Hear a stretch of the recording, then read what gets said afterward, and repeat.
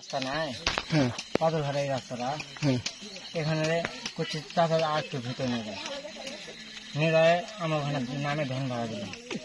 তার সাথে একটু গল্প করলাম, গল্প করে আমার বড় ভাই বললো গায়ে গলা ফেলতে ফেলে দেয়া এইগুলো। তারপরে গলা ফেলে দিয়ে মরলো না বাঁচলো খোঁজ নিলি না? আমি যেভাবে দিছি না মরবে না। আচ্ছা মরবে না, সহজ ফাঁস দিছিস। আচ্ছা ইমানদার চোর।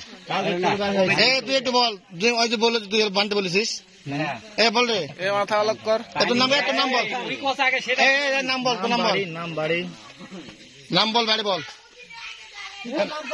মাথায় চুপর বলবি না তুই? তোর নাম বলবি, তোর বাড়ি বলবি, কিভাবে বলছিলি সেটা বলবি। থামো, বল বাড়ি কোথায়?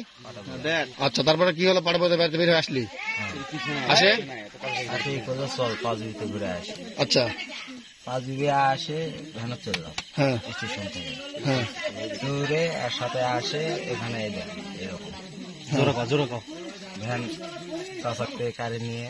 কিভাবে কারে নিলি তোরা?